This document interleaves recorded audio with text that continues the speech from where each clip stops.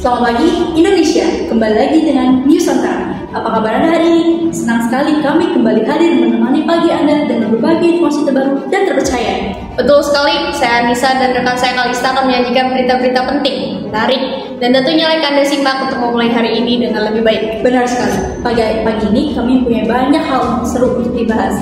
Mulai dari perkembangan terkini negeri hingga kabar unik yang bisa menginspirasi Anda. Jadi, jangan kemana-mana, tetap bersama kami untuk mendapatkan update informasi terbaru dengan program ini. Langsung saja, berikut adalah berita utama kami hari ini.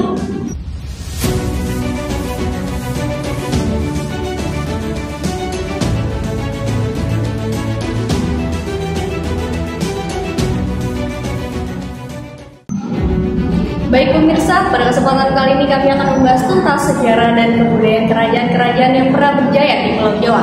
Salah satu topik utama yang akan kami soroti adalah Kerajaan Demak, sebuah kerajaan bercorak Islam yang menjadi tonggak penting dalam perjalanan sejarah Nusantara. Sebagai informasi, Kerajaan Demak awalnya merupakan sebuah kadipaten di bawah kekuasaan Kerajaan Majapahit. Namun seiring berkembangnya Majapahit, wilayah ini memisahkan diri dan menjadikan sebuah kerajaan Islam yang menjadi sumber kekuatan di pesisir utara Jawa. Secara geografis, Kerajaan Demak terletak di wilayah yang sekarang menjadi bagian dari Provinsi Jawa Tengah, dengan pusat pemerintahan di daerah Bintaro yang saat ini dikenal sebagai Kabupaten Demak. Fakta menariknya, Demak adalah kerajaan Islam pertama di Pulau Jawa, menjadikannya simbol penting dalam peralihan dari masa Hindu-Buddha ke era Islam di Jawa. Raja pertama sekaligus pendiri Kerajaan Demak adalah Raden Patah, yang dikenal sebagai tokoh sentral dalam menjadikan Demak sebagai pusat penyebaran agama Islam. Di bawah kepemimpinannya, Demak berkembang pesat baik secara politik maupun spiritual, menjadikan pengganti pengaruh Majapahit yang mulai surut. Baik pemirsa, untuk menggali lebih dalam mengenai situs sejarah dan fakta-fakta menarik lainnya terkait Kerajaan Demak, kami sudah memiliki rekan kami di lokasi untuk menanyakan detail terkait Kerajaan Demak. Langsung saja kita bergabung dengan Natasha yang saat ini berada di wilayah Kerajaan Demak. Natasha, bagaimana situasi di sana? Silakan melaporkan langsung dari lokasi. Baik, terima kasih kepada rekan kami yang saat ini berada di studio. Saya Natasha yang saat ini sedang berada di Demak, Jawa Tengah, ingin melanjutkan mengenai laporan dan juga wawancara sejarah dengan penduduk sekitar yang saat ini berada di kawasan daerah Kerajaan Demak. Baik, dengan Kakak Solefa dan Najla, menurut Kakak, di mana lokasi dan juga berkembangnya Kerajaan Demak? Oke, menurut sepengetahuan saya, Kerajaan Demak terletak di Kabupaten Demak, tepatnya di Jawa Tengah. Nah, kerajaan itu berdiri pada abad ke-15 dan berkembang pesat sebagai kerajaan Islam pertama di Pulau Jawa. Nah, saat itu dibantu oleh salah satu tokoh, yaitu Wali Songo, sebagai tokoh yang memperkenalkan agama Islam dengan cara memainkan wayang. Oke. Lalu siapa sih Kak raja terkenalnya? Sebenarnya banyak raja terkenal di Kerajaan Demak, tetapi hanya ada dua yang sangat terkenal karena jasanya yang sangat luar biasa, yaitu Raja Raden Fatah dan Raja Trenggono. Kira-kira apa ya Kak alasan raja tersebut terkenal? Nah, untuk Raja Raden Fatah karena beliau ini yang mendirikan Kerajaan Demak pada saat itu. Nah, untuk Raja Trenggono, mengapa nama beliau juga dikenal? Karena pada masa kerajaan yang dipimpin oleh Raja Trenggono, Kerajaan Demak pada saat itu sangat maju dari perdagangan, itu terkenal ke seluruh terkenal luas lah. Oke, kemudian adakah barang-barang peninggalan dari Kerajaan Demak? Nah, tentu kan setiap kerajaan itu memiliki peninggalan-peninggalan. Nah, mungkin salah satu yang sangat terkenal yang dikunjungi wisatawan juga itu Masjid Agung Demak. Nah, di dalam Masjid Agung Demak ini juga banyak peninggalan-peninggalan lain seperti tempat wudhunya, terus tempat duduk raja, singgasana raja saat mengelola Kerajaan Demak, terus juga Yang terkenal salah satunya juga ada makam Sunan Kalijaga, salah satu tokoh dari Wali Songo. Apa alasan kerajaan Demak hancur? Nah, salah satu alasannya ya yang saya ketahui itu peperangan saudara saat itu. Jadi pada saat meninggalnya Raja Trenggono digantilah dengan anaknya. Lalu anak dari Surawiyoto itu dendam sama keturunan Trenggono. Dari situ berperanglah antar saudara. Jadi setelah itu perang gitu. Oke, terima kasih Kak. Nah, untuk hal menariknya nih, salah satunya, jadi Raden Fata itu sebelumnya ada di kerajaan Majapahit pada saat itu. Namun akhirnya dia memisahkan diri dan membuat kerajaan baru, yaitu kerajaan Demak pada abad ke-15. Nah, dari situ dia mulai menyebarkan agama-agama Islam. Tuh. Perkenalkanlah. Iya. Oke, baik. Baik, itu saja informasi yang kami dapatkan dari narasumber kami. Kembali lagi kepada studio, rekan kami yang ada di studio. Terima kasih. Baik pemirsa, selanjutnya liputan kami mengenai kerajaan-kerajaan besar yang pernah berdiri di Pulau Jawa. Kali ini kami akan membahas Kerajaan Mataram, salah satu kerajaan bercorak Islam yang memiliki peran penting dalam sejarah Nusantara. Berikut adalah beberapa fakta penting mengenai Kerajaan Mataram. Baik pemirsa, secara geografis, Kerajaan Mataram berkembang di wilayah pedalaman Pulau Jawa, tepatnya di daerah yang kini termasuk dalam provinsi Daerah Istimewa Yogyakarta dan Jawa Tengah. Salah satu raja yang paling terkenal di Kerajaan Mataram adalah Sultan Agung. Dari tahun 1913 sampai 1945, ia berhasil memperluas wilayah kerajaan hingga mencakup hampir seluruh Pulau Jawa, kecuali Batavia yang saat itu dikuasai oleh VOC. Baik pemirsa, untuk menggali lebih dalam mengenai peninggalan sejarah dan warisan budaya dari Kerajaan Mataram, kami sudah memiliki rekan kami di lokasi. Langsung saja kita bergabung dengan Nabisa yang saat ini berada di wilayah Yogyakarta. Nabisa, bagaimana situasi di sana? Langsung melaporkan dari lokasi.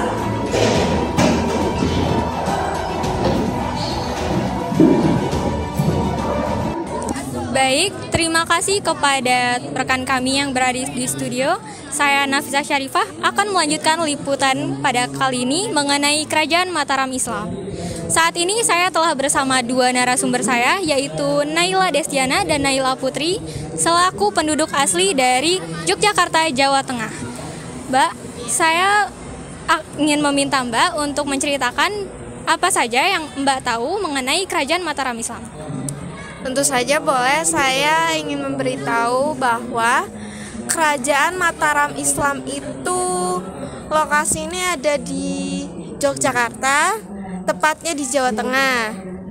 Selain itu, Kerajaan Mataram Islam berkembang pesat di bawah kepemimpinan Sultan Agung Hanyakrokusumo. Sultan Agung Hanyakrokusumo itu adalah raja yang paling terkenal di Kerajaan Mataram Islam itu. Raja yang paling terkenal. Iya, betul. Nah, bagaimana si Raja Sultan Agung Hanyakrokusumo ini bisa menjadi raja yang paling terkenal pada masa Kerajaan Mataram Islam ini? Beliau terkenal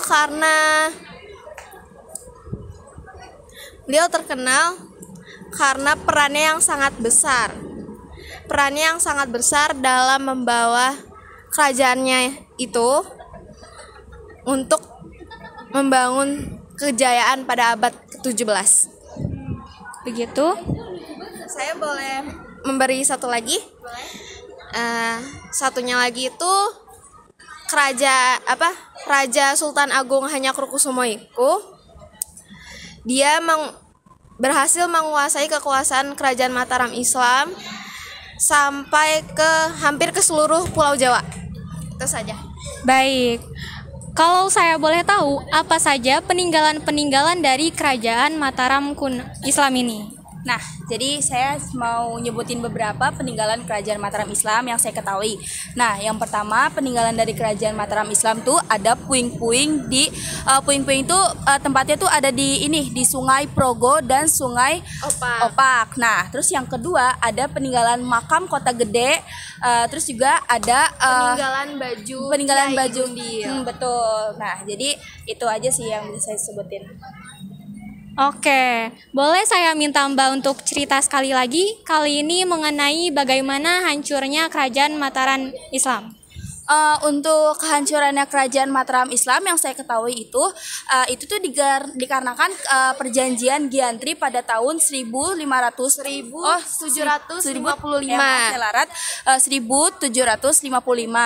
Nah, itu tuh karena kehancurannya kerajaan Mataram tuh kerajaan menjadi dua. Betul. Yang pertama tuh ada Kesunanan. Yang pertama ada Kasunan Surakarta, yang kedua ada Kesultanan Yogyakarta. Benar, itu. Jadi itu aja yang bisa saya kasih informasinya. Baik, itu saja informasi yang kami peroleh dari narasumber kami. Kembali kepada rekan kami yang berada di studio. Terima kasih. Baik pemirsa, tidak terasa kami sudah berada pada berita terakhir pada pagi ini dalam liputan kami yang berfokus pada kerajaan-kerajaan besar di Pulau Jawa. Kali ini yang terakhir kita akan mengulas Kerajaan Banten, sebuah kerajaan bersyarat Islam memiliki peran penting dalam perdagangan dan penyebaran agama Islam di Nusantara. Berikut adalah fakta-fakta utama mengenai Kerajaan Banten. Baik pemirsa, Kerajaan Banten berkembang di wilayah pesisir barat Pulau Jawa yang kini termasuk dalam Provinsi Banten. Lokasi strategis di tepi Selat Sunda menjadikan Banten sebagai pusat perdagangan maritim yang penting, menghubungkan Jawa, Sumatera, dan dunia internasional. Raja paling terkenal dari Kerajaan Banten adalah Sultan Agung Tirtayasa pada tahun 1651 sampai 1682. Sultan Agung Tirtayasa dikenal sebagai pemimpin yang membawa Banten ke masa kejayaan, baik dalam perdagangan maupun kekuatan politik. Baik pemirsa, untuk menggali lebih dalam mengenai jejak sejarah dan peninggalan Kerajaan Banten, kita akan bergabung dengan rekan kami, Aida, yang saat ini sedang di kerajaan wilayah Banten. Aida, bagaimana situasi di sana? Silakan melaporkan langsung dari TKP. Baik, terima kasih atas rekan saya yang berada di studio. Saya Aida Maitri Utami dari Kerajaan Banten akan melanjutkan wawancara serta laporan sejarah mengenai Kerajaan Banten bersama dengan Kak Karisa dan juga Kak Safira. Halo Kak, gimana kabar-kabarnya? Alhamdulillah baik. Nah, menurut kakak-kakak nih, lokasi dan berkembangnya Kerajaan Banten tuh di mana sih Kak? Kerajaan Banten itu adalah di wilayah Banten. Berkembangnya kerajaan yaitu sekitar abad ke-16. Selain itu, Banten berkembang di bawah kepemimpinan Sultan Maulana Hasanuddin dan anak-anaknya. Di saat itu Belanda kini makin kuat di Nusantara dan setelah itu kejayaan Banten pudar, akhirnya dikuasai POC abad ke-18. Oke, terima kasih Kak atas jawabannya. Terus kira-kira raja terkenal di Kerajaan Banten tuh siapa ya Kak? Kalau boleh tahu. Salah satu raja yang terkenal di Kerajaan Banten adalah Sultan Maulana Hasanuddin. Ia terkenal karena Sultan Maulana Hasanuddin yang mendirikan Kerajaan Banten tersebut. Dan ia pun juga aktif menyebarkan agama Islam di Banten dan sekitarnya. Seperti itu. Menurut kakak, kira-kira masih ada nggak barang-barang peninggalan dari Kerajaan Banten yang saat kini tuh masih bisa diakses atau masih bisa dilihat secara bentuk fisik ataupun yang lainnya? Kerajaan Banten memiliki cukup banyak peninggalannya, diantaranya ada Masjid Agung Banten yang berada di Banten, masih bisa dikunjungi oleh masyarakat sekitar dan dari luar Banten juga bisa. Ada Keraton Surosono dan Keraton Kipon. Segitu saja yang saya tahu. Ya, terima kasih ya Kak atas jawabannya. Terima kasih sudah mau menjawab. Satu lagi nih Kak, kira-kira alasan hancurnya Kerajaan Banten tuh karena apa ya? Yang saya tahu itu hancurnya karena Kerajaan Banten banyak masalah. Contohnya kayak kekuasaan keluarga. Selain itu ada pengaruh dari Belanda yang ikut campur urusan politik di sana. Akhirnya lama-lama Kerajaan Banten tidak bisa bangkit lagi. Oke, terima kasih ya atas jawabannya Kak Karisa dan Kak Safira. Oke, cukup sekian dari saya yang bisa saya jelaskan tentang Kerajaan Banten. Akan saya kembalikan kepada rekan saya yang berada di studio. Baik pemirsa, kita telah berada pada penghujung acara dan kita telah mendapatkan informasi mengenai 3 kerajaan yang mendukung masuknya Islam pada Nusantara dari Pulau Jawa. Ketiga kerajaan ini memiliki peran penting dalam penyebaran Islam di Nusantara serta pengembangan budaya, ekonomi, dan politik di Indonesia. Meskipun mengalami kemunduran akibat faktor internal dan pengaruh kolonialisme, warisan budaya dan sejarah dari ketiga kerajaan ini tetap menjadi bagian penting dari identitas Indonesia. Demikian laporan terkini dari Nusantara. Terus saksikan informasi terbaru hanya di sini. Saya Kalista dan rekan saya Anissa pamit izin diri. Terima kasih telah bergabung bersama kami dan sampai jumpa pada siaran berikutnya. Salam sejahtera.